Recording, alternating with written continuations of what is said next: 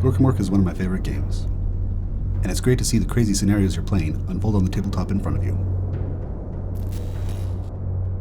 Which is why I really enjoy making terrain for the game. Too bad I'm not a bit faster at it. In my last video, I finally finished building the orc fort I was making for our last Gorkamorka campaign. I didn't quite get it done on time, and now after years of work, it's finally time to get the fort finished.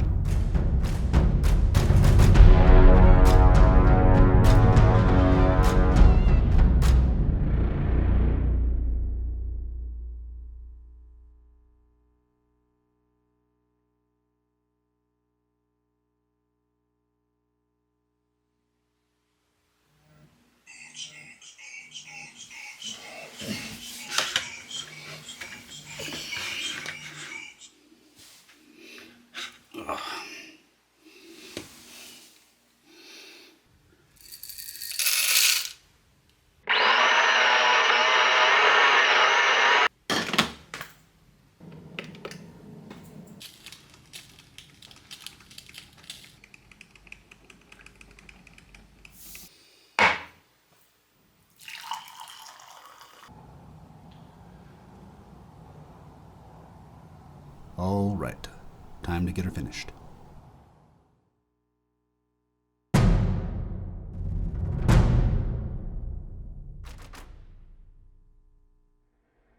The first step was priming everything. I had a can of rust-colored Rust-Oleum primer that I used to prime some of the metal bits, though for most of the fort, I just used black primer. Both seemed to work fine. I didn't really notice any difference between them.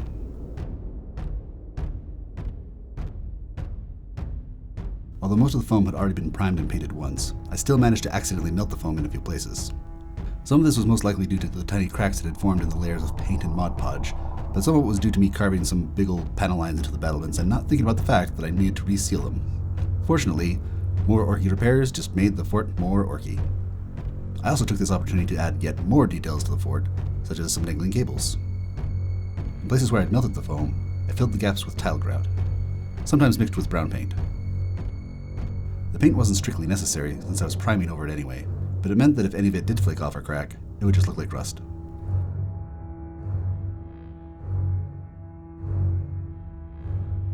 The fort has a lot of pieces.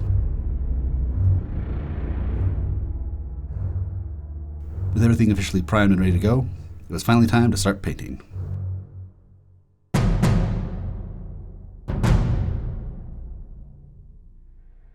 The next step was to paint all the exterior armor panels that had color on them. I drew most of the color from the mobs in our campaign, so it looked like the fort could have been cobbled together from salvaged vehicles or even previous structures. This meant that I needed a pretty wide range of colors, including red, yellow, purple, black, white, and blue. I had all these colors in Citadel paints, except for blue. Or did I? As it turned out, I did have an old pot of enchanted blue, vintage circa 2004. As one might expect after nearly 20 years of service, this paint was pretty much bone dry. But I was on a roll and didn't want to stop and run to the hobby shop, so I decided to simply rehydrate it. To do this, I just added some water and strapped it to my handy nail polish shaker. I got this idea from Jeremy on Black Magic Craft, who is always a trove of hobby wisdom.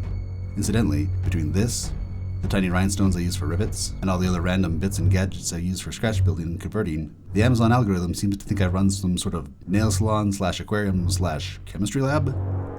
I'm pretty sure this has landed me on some sort of FBI watch list or something. Since these panels were going to be heavily weathered later on, I didn't bother layering or building up highlights at this point. I just focused on laying down a solid base with a few coats of a single paint. For red, I used Mephiston Red. And there was a lot of red on the fort. Painting the colored panels wasn't particularly difficult, since most of them were just great big rectangles, but this step still probably took longer than any other step of the process. I guess I just underestimated the sheer amount of surface area that the fort has. I also might have been a bit more meticulous than was necessary at this stage.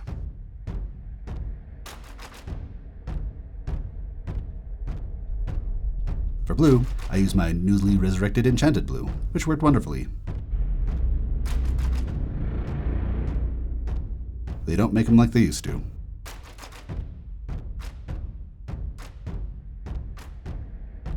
For the yellow bits, I used Averland Sunset. The purple was done with Xerius Purple.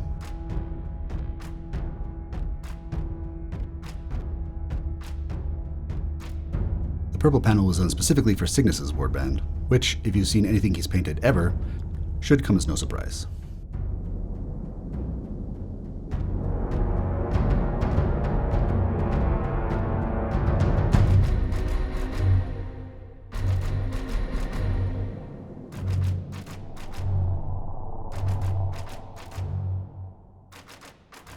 I tried to limit the number of colors on a single section to 3 or 4 to keep them from getting even busier, or from all looking exactly the same. Red and yellow definitely show up the most in my color scheme, as they're generally pretty prominent in the colors of orc factions. For the chunk of the elk, I went with a sort of generic off-white sci-fi look to make it look like an engine that could have been broken off a ship from Star Wars or Battlestar Galactica. For this, I used Rakarth Flesh. I also decided to add an industrial green for painting pipes, which I also used on a panel or two. The main pipes in the fuel section also got a nice industrial green paint job.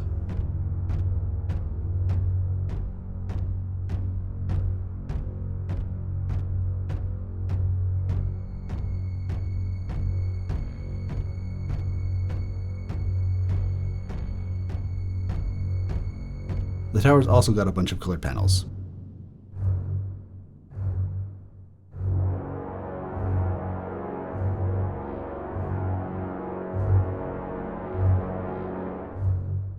Although not exactly a part of the fort itself, I painted up the orc scrap piles at the same time, since they complemented nicely as scatter terrain.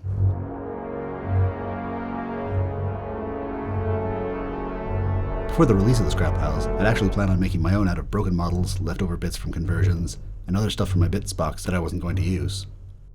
I actually ended up modifying the scrap piles a bit anyway, adding a few bits from my vehicles and scraping off some overt Imperial symbols that would be fairly rare on Gorkamorka after centuries of being recycled into Orky creations. In addition to making really characterful scatter terrain, the Orky barricades also fit nicely on the fort walls for some added variety when putting the fort together. If I make additional wall sections in the future, I might even incorporate them more directly. I decided to paint a nice red stripe across the panels on the chunk, which I offset to emphasize how it had been crumpled and broken on impact. I loosely stippled on the stripe with a foam brush to make it look more worn. Similarly, I masked out some areas on other panels to add some orky checks to the fort. This gave me a mix of patterns that were modeled onto the fort itself and some that were painted on, which is how painting Warhammer usually goes. One advantage of purely freehand details is that they can fade off into the weathering, which looks cool. Like the other white bits, I first laid down a base of Rakarth Flesh, followed by some white scar. I also took this opportunity to brighten all the skull glyphs and other white details. Pure white is usually a bit much, but I wanted them to be as bright as possible at the beginning so that they still read as white after multiple layers of weathering.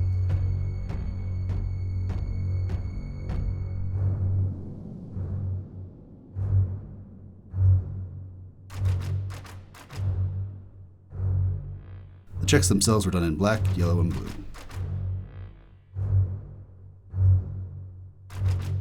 This step took way longer than expected, but at last, it looked like things were finally coming together.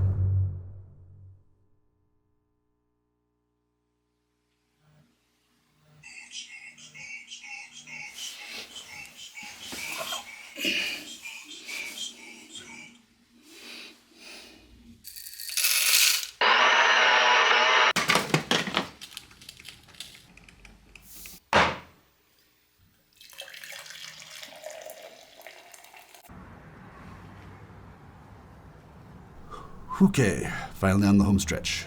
Time to get her done.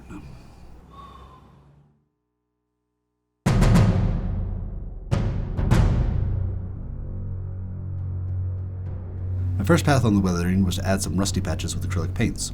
I used artist acrylics since this was going to use a lot of paint. When building the fort, I left some foam exposed between the armor panels in a few places. In contrast to the smooth cardboard surfaces, the foam ended up with a slightly wavy or pitted texture, which I added to with PVA glue and sand in a few places. These spots were painted completely brown to look like the oldest and rustiest parts of the fort.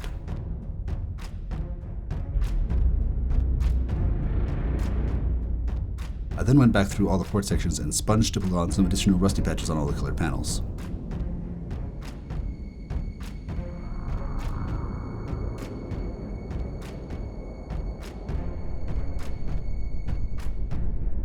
This is another very easy step, but it still takes a while to stipple on those rusty patches with this much stuff to paint.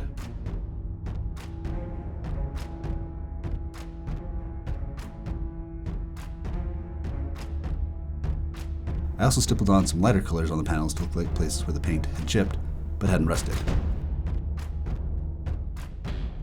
For red, I used Evil Sun's Scarlet. For the sponge stippling to actually look like realistic paint chipping, you really need to work off most of the paint until just a few flecks of paint come off each time you press it to the model. I also tore up the little craft sponges to make more irregular patterns and avoid any lines from hard edges. For the parts of the fort that were going to remain black, I added chips with Eshin Gray. I used Ogre and Camo for the green chips. For the yellow chips, I used Flash Gets Yellow. For the one purple panel, I used Jeans Dealer Purple. Since I didn't have a lighter blue paint, I just mixed some white into my blue and called it good. Even with just this first pass of weathering, I thought the fort sections were looking pretty good.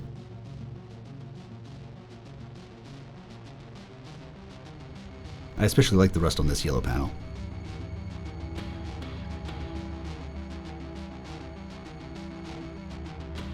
The next step was to add some streaking effects with some enamel paints. It also meant I got to break out my Mr. Hobby brand Mr. Paint Tray paint trays. To get the streaking effect, I painted on some vertical streaks with enamel paints and then went over them with mineral spirits, trying to keep my brushstrokes going straight down to make them look like actual streaks of rust caused by drips and gravity.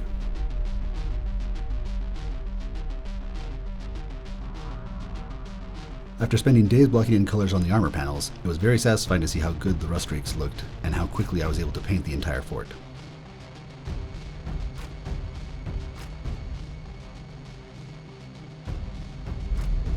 I also applied generous amounts to the scrap piles and all the other bits of scatter terrain I'd built for the fort.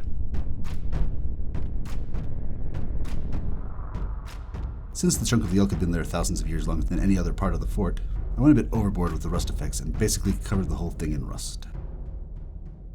Finally, I decided to try out Dirty Down Rust to add some additional visual interest to a few of the most rusted areas.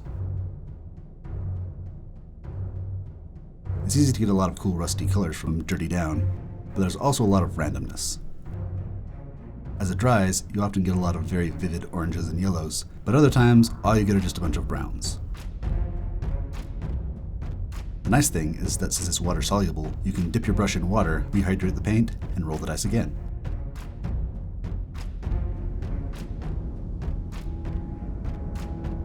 This also means that it's really easy to clean up drips or remove rust entirely by just going over the paint with a brush and some water.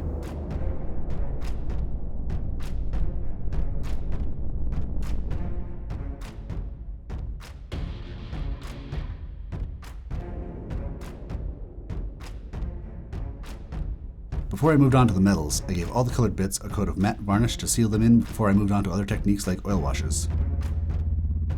I intentionally did this before painting the shiny metal bits, so they stay shiny, which is the whole point of metallic paints. Unfortunately, I discovered that the varnish also rehydrates Dirty Down, so you end up rolling the dice one final time and have to stick with whatever you end up with. This is pretty unfortunate, because it would have been nice to be able to protect the Dirty Down from being ruined by a sneeze or a drop of rain. But even though I don't think my rust looked quite as good as it did before the varnish, it still gave a nice effect.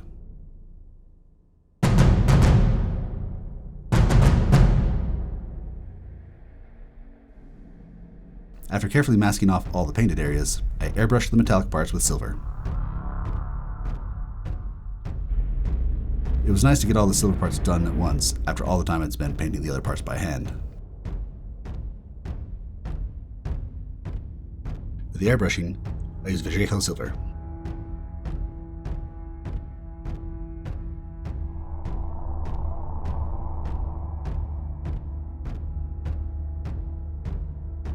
Once everything was airbrushed, I went over the silver bits again to brighten up a few areas, clean up any mistakes I made while masking, and to paint any middle bits that were too small for my airbrush.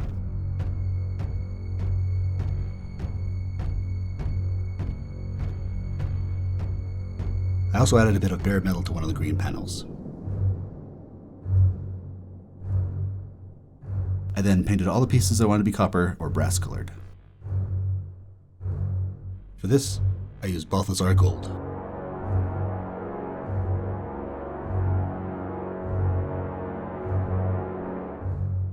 And finally, I painted all the fine details in the metallic areas like cables and icons.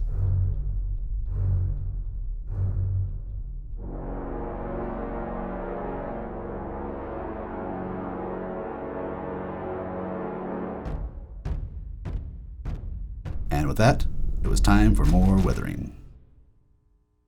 To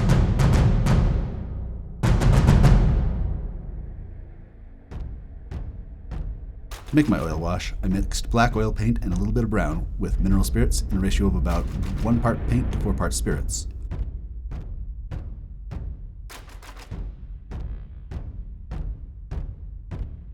I then painted the wash on the fort pieces using the biggest brushes that would fit in my little cup, and slathered the mix liberally onto the fort pieces.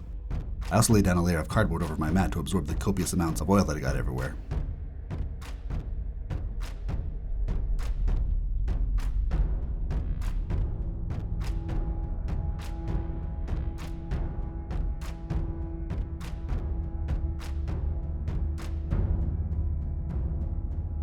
Once the oil wash was applied, I went over everything with a makeup sponge to remove the excess oil from the surfaces, just leaving a thin filter of grime and a few streaks behind.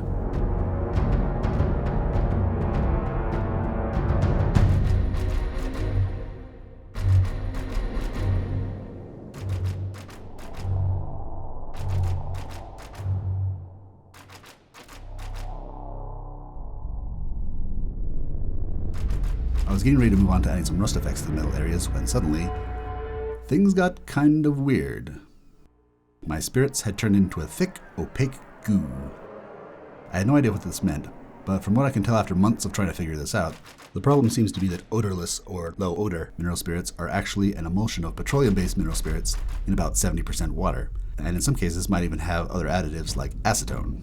Also, as other creators have pointed out, odorless spirits will still give off volatile compounds, just not ones you can smell, which is kind of terrifying. It's a bit like finding a shard of glass in your soup, sending it back to the kitchen, and asking the chef to break it into more bite-sized pieces. Oh well. Normally it's safe to oil wash over top of acrylics because acrylic paint isn't soluble in mineral spirits. Unfortunately, acrylics are soluble in water, and sure enough, the wash managed to get under the paint and washed off all the way down to the bare plastic in several areas across almost all the pieces. This immediately halted all progress on the fort while I tried to figure out what was going on. Odorless spirits apparently have a maximum shelf life, though it's odd that mine seemed to congeal suddenly. This might have been because of the sub-zero temperatures in my unheated workshop, but who knows. Unfortunately, all the mineral spirits I could find in either hardware or art stores were odorless, though it was often really hard to tell from the packaging. Eventually, I was able to find actual mineral spirits from an art supply store, which meant I could get back to working on the fort. Again.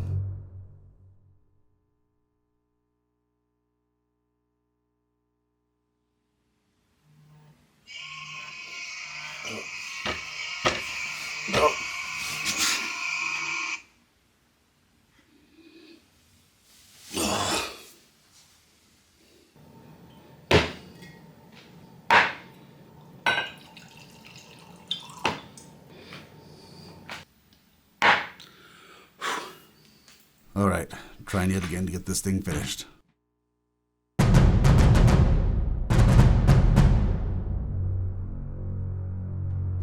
First thing to do was reprime the areas where the paint had come off.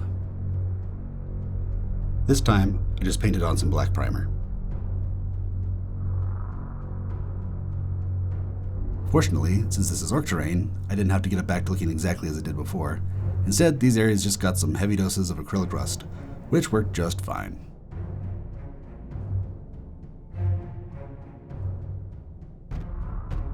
There were also a few cardboard components that came unglued during the oil wash mishap. Some of them I just glued back down and called it good. Others I had to just replace with new pieces, which wasn't too bad.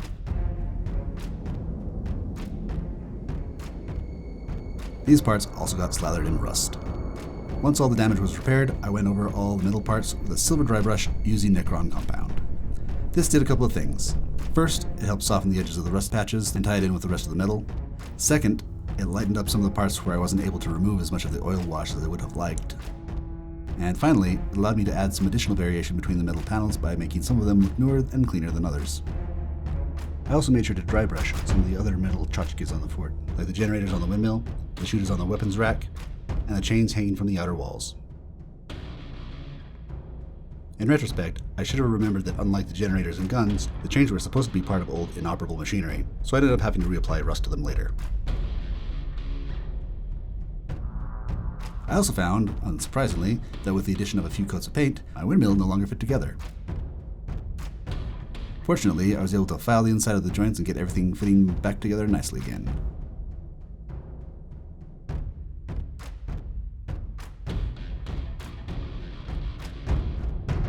Yay!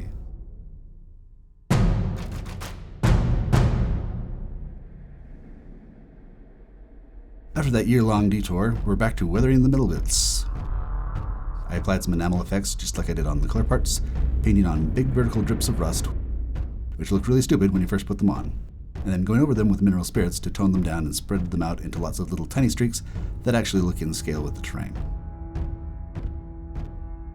As with the previous step, I focused a lot of my attention on the repaired areas, since they were now some of the biggest patches of rust on the whole fort, so they needed a lot of streaks.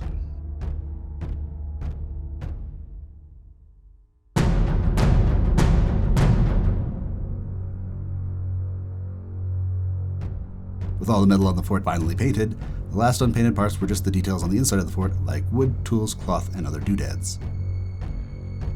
I've been kind of dreading this part because it's the only part of the whole project that actually called for some precision while painting.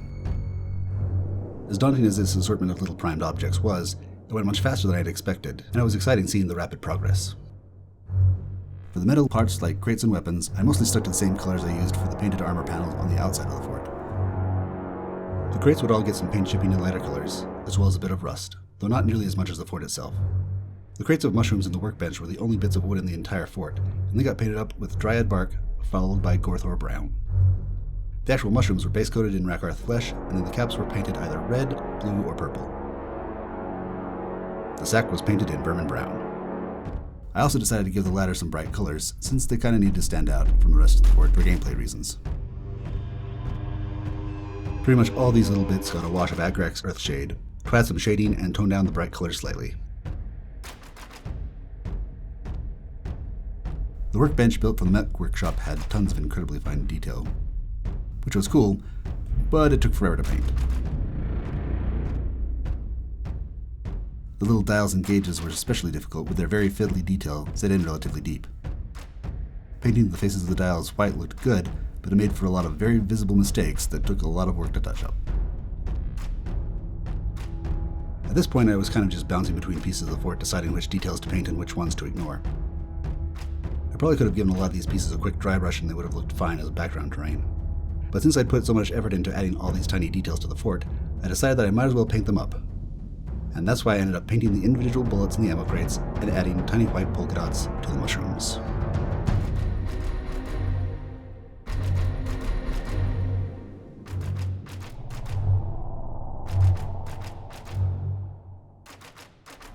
I didn't get too crazy with the paint jobs for the guns in the weapons rack. I mostly just brightened up the metals a bit and added some whitish wrappings and some red accents. Oh, and the beer barrels were also made of wood, but for whatever reason I decided to paint them a slightly brighter color using Mornfang brown, followed by a wash of Agrax Earthshade.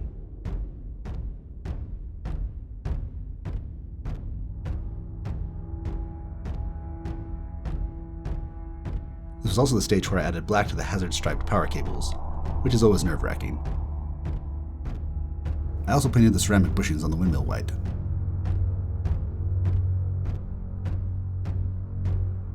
The final bit of additional detail on the fort was to add a spray-painted skull glyph on the corrugated metal awning. This is based off the artwork of Mechtown that inspired the overall construction of the awnings in the first place. I put down some rusty brown to make it stand out from the bare metal, and then made a stencil to get the spray paint effect. I considered using my airbrush for this part, but decided I'd probably get a better look just by sponging it on.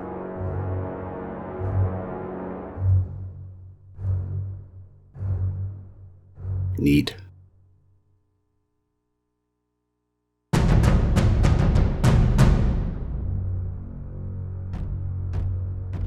With everything painted, the last step was just gluing the last few pieces together. The crane in the storage area was put in place with superglue.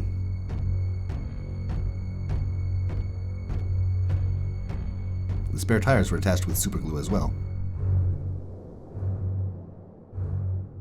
There was no way I was getting a nice clean bond when gluing my green stuff cloth into the shantytown, so it got a generous helping of superglue and baking soda.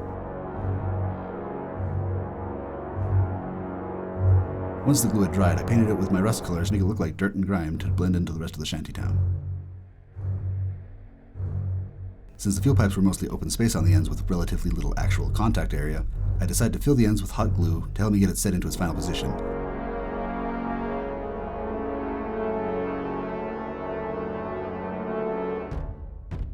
Then I went back afterwards with superglue and baking soda to get a sturdier bond. It mostly worked. I didn't want this section to be quite as caked in rust as the shantytown, so I painted the glue black to look like oil. For the stacks of boxes and crates, I attached all the ones on the bottom to the floor of the storage area with superglue.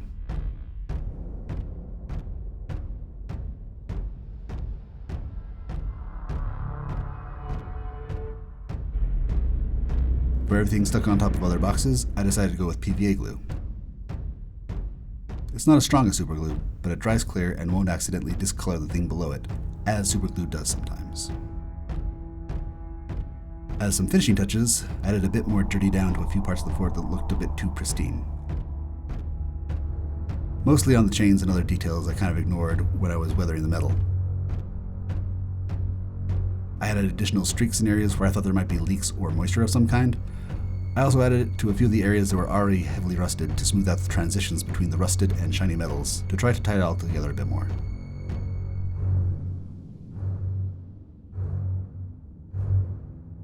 I might have spent a bit too much time on this, but it ended up looking pretty good. I also added a bit of dirty down moss to the sewage pipe to make it look appropriately gross looking. To paint the rocks around the bottom of the chunk, I used a combination of apple barrel craft paints, and I have to emphasize that for this technique, you must use apple barrel. Nah, just kidding. You can use any cheap craft paint. I used a combination of yellow, brown, and white to match the color of my desert mat, highlighting it with a slightly lighter dry brush of the same paint. I then added a bit of dust around the bottom of the main fort pieces by dry brushing on some Tallarn sand and Ushabti bone. I also added it to the floor of the gate. And with that, the fort was finally done.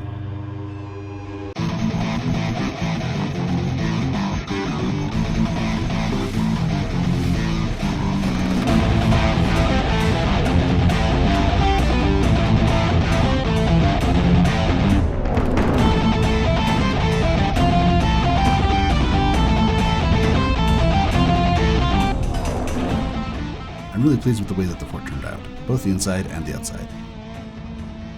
And since it's modular, the pieces can be used to make a big fort or a tiny fort.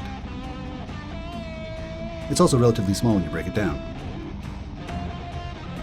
The electrical panels look pretty good painted up. I'll probably do something similar on other orc buildings in the future.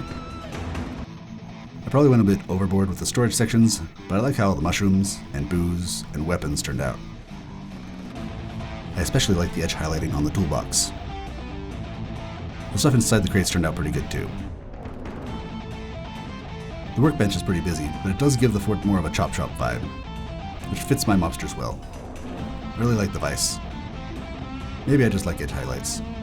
Shoutouts to the Citadel mold line remover. The big fuel tank was one of the first ideas I had for the fort, and the only specialized wall section that was part of the original version from 2019. It's pretty cool to see it finally finished and painted up. The sleeping quarters changed a lot from my original concept. I kind of wish that I had stuck a hammock or two in there, but I'm glad I didn't take the time and effort to model a decent hammock. Maybe in a future build. Oh, and I forgot to mention that I added some little perches to this section so that the tiniest squigs in the mob have some place to hang out.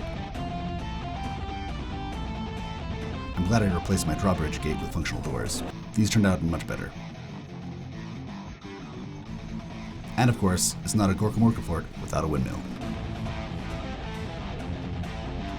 So at long last, the fort is finally finished. Now I just have to hope that someone's mobster gets captured in the next campaign so I can actually bring it out for the rescue scenario. Regardless, it was a lot of fun to build and paint, even if it did take me 4 years longer than I had planned. And hopefully if you try to build something similar, you can avoid some of the major pitfalls that I encountered and get it done in a reasonable amount of time. Thanks for watching, and be sure to stay tuned so you don't miss my next video, which, based on my track record, will probably drop in the next 3 to 4 years.